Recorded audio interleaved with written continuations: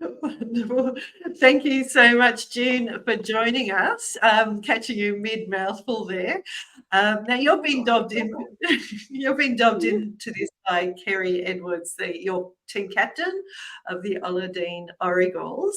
Now you're coming from a very special place, a place close to all of our hearts. Where are you situated right now? At the moment, I'm sitting in Canton Zug in Switzerland. Uh, our canton is surrounded by the Alps, and like if I look at them, they're snow covered at the moment, and yeah, that's where I am. Um, and sunny Switzerland today. Sunny Switzerland. Like I was saying earlier, we've been a few days ago, we were able to speak to the Swiss mountain goat, but now we're actually speaking to the Switzerland. So brilliant.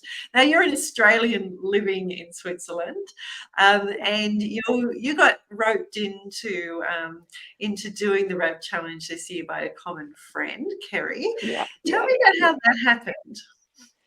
Well, my first experience with RAV was in 2023 when Kerry put a post on Facebook, and it was calling for sponsorship for a cause that's dear to her heart. Obviously, my ears pricked up, and I jumped in with sponsorship. And about a year ago, Kerry and Chris, they visited us in Switzerland here. Always good to catch up with them. And then Kerry started talking about her involvement with RAV. And then this year, we caught up again and we went e-bike riding in Ireland. Yeah, you only e-bike in Ireland because hills are just as bad as what they are here. And then Chris was talking about, I'm a regular walker. And then Chris was talking about, well, how much do you walk? And maybe you should join up the team. So I was, talked into joining the team by Chris and Kerry. And then the level of status, like, should I be standard or should I be silver?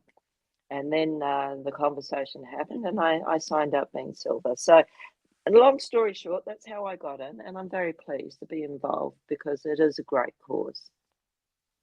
So, so the silver is 130 kilometres. Yeah. So you set the goal. Have you walked that sort of distance before in one sort of go, or what's a usual sort of walk? No, like I have done hikes here. Yeah. Usually about 4 hour hikes you can do. It's quite, Wow. like up hills, sort of stuff like that, but not like day after day after day. And like I'm one of these walkers that would go like maybe 3 times a week and hike maybe once a week if I'm lucky. It depends on the weather. I'm a little bit of a fair weather walker sort of stuff, but never as long and as determined and as hard and having a minimum, and I set my own minimum of distance that I need to do for at least the 20 days, 19 Mm, days, 20 days. 19 days, yeah. Yeah. You can finish at midnight on Tuesday. You don't have to do Wednesday. Yeah. Yeah. And so how did you get yourself through each day? So you're saying it's sort of something fairly new to be walking that consistently. Did you find you faced any challenges with doing that, or was it just No, happened I very easy? didn't. I just like the cause. I love the cause, and I would actually use it as my time to actually just reflect, think how lucky I was, and then and in such a lovely location. And I think the insight that I got from Kerry about what you guys are hoping to achieve, I thought, wow, that really deserves support. So for me, it wasn't really too much of a hassle. Plus, I had the really nice weather. Mhm. I'd be thinking twice if it was sleeting and snow and sort of stuff like that. So, um, yeah, it wasn't too much of a problem. And like once I set a target, I'm a little bit, determined to do it. And Mhm. I actually wanted to beat Chris as well, so, which I did, Oh, which I good. did. And I think Kerry knew that because she would give us team updates, And she did mention that Chris and myself were sort of up there leading the pack. So I put in an extra bit of effort to get over the 130 Ks. Mhm. And it's quite nice being first as well, sort of stuff. Mhm. But really, as far as getting back to your question, was it hard? No, it wasn't. The blisters, you just, it's just pain, right? You just walk through it and you just carry Mhm. on and you just keep on going. Mm, Absolutely. yeah, yeah. And so where are you up to with your distance now? I think I haven't looked. I try not to look, but I think I'm about 155, maybe. Oh, Hoping wow. it will be maybe 60, 160 sort of Yeah. stuff. So I'm hoping to, like maybe we've got a nice lake and it's about 18 kilometers around that. So it's going to be a nice day. So we'll see how I go. Wow, sounds amazing. Sounds such a beautiful Mm. area. We were talking about the Yeah, cows outside before with their cowbells, and it just yeah, sounds I like every, can hear them. every yeah, every postcard picture you've ever seen of Switzerland seems to be right outside your window right now.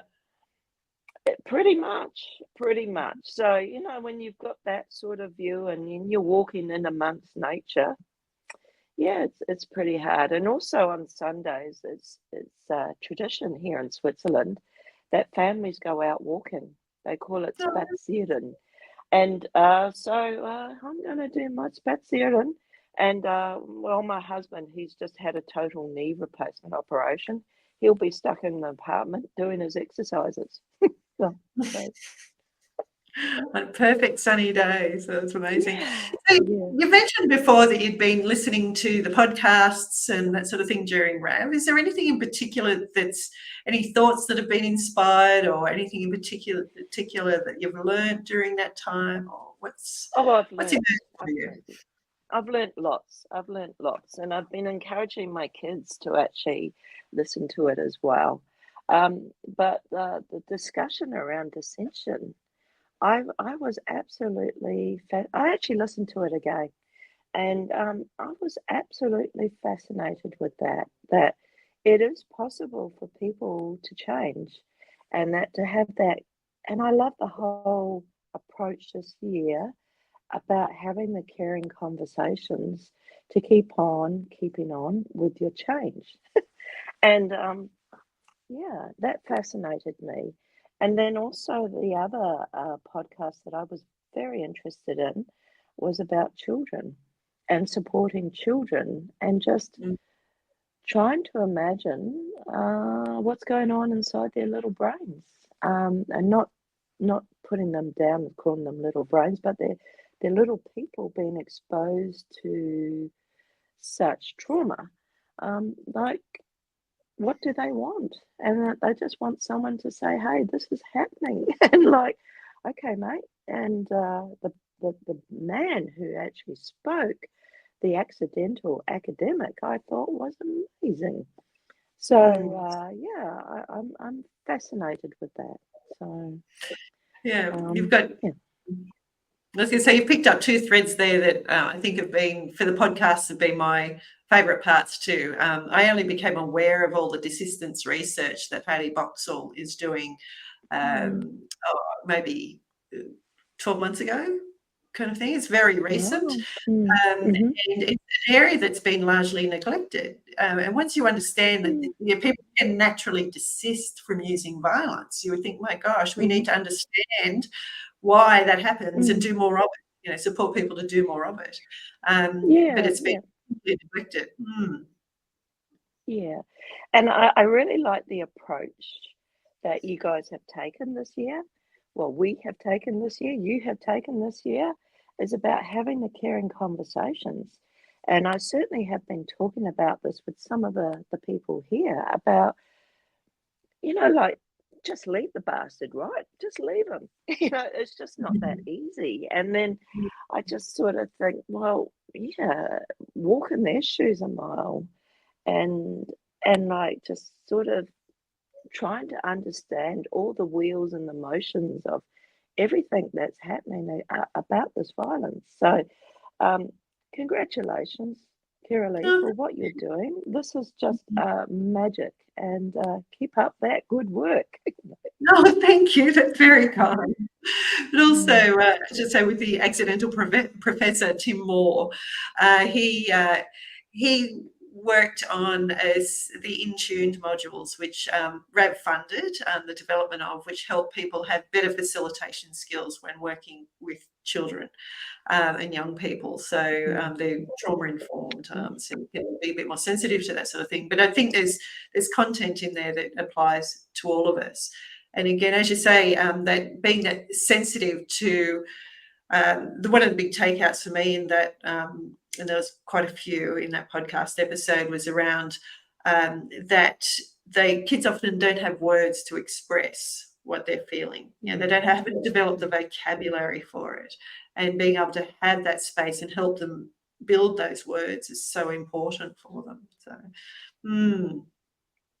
yeah, just to get it out. I just, yeah, so I'm going to be watching that space in the future. And mm, I just sort of like, wow. Uh, yeah, just imagine if we could, it's not talked about, right? It is not talked about. And um, we often neglect like the exposure of young children to this, and maybe they're part of experiencing it as well, and often the case. And like just stats about 40% of children. I'd be interested to know where they got that number from, and maybe that's an underestimation. Um, mm. maybe, but I think it's great. I think it's great. The podcasts are wonderful. We had a major piece of research completed, not RAV, but the community, Australian community. I'm just trying to think where it was. I think it was, it would have been 2023, because they released it during Child Protection Week in 2023, and that was the National Child Maltreatment Study. And that's got a lot of that data in it, and it shows the changing shape of violence towards children. So they are seeing very small but still decreases in physical violence, but we're seeing more emotional abuse of kids, which is a general trend that we're seeing across the nation as well. So we're seeing, while we're doing a lot more reporting around homicide in Australia, Yeah, uh, yeah, for over a 30-year trend, intimate partner homicides have halved. But yeah, we're seeing now moving into more of those coercive control behaviours, and yeah, psychological, yeah. financial abuse, all those sorts of things going on. So it is changing shape, the nature of Mm, abuse. And so the importance of those conversations and that continuous learning and being curious around it is critical. So it's great mm. that that's where your mind's gone to. And I love the fact you've had those conversations with people around you. So that's very cool too. Yeah, it has been incredible. I have talked about, and some people, I will always talk to my kids about this. They haven't dialed into the podcast, but yeah, I'll be having more conversations with them. And yeah, friends over here, like there's a few Aussies over here who are very interested as well. And we have, unfortunately, when I was last in Australia, where women were being killed by Mm, partners and children being killed by partners, and violence is being talked about, and it's come up in conversations at a dinner party where people were absolutely shocked about this is mm, happening in Australia. But we need to have these ugly conversations, and before we actually start dealing with it. And mm, I don't know how you deal with it. It's a bit like eating that elephant, like all these studies, and we understand, and getting to root causes, and like starting in the home. I just, Mother Teresa would always say that to change the world, just go home and love your family. We're forgetting, maybe we're mm. not forgetting, but maybe we just need extra help with inside the walls of our own homes. Um, yeah, we talk a lot. I've worked a lot in health and safety in the workplace, where we say that it's a right for people to go home and come back to work and go home the same way that they arrived. Well, the same should be said about the home.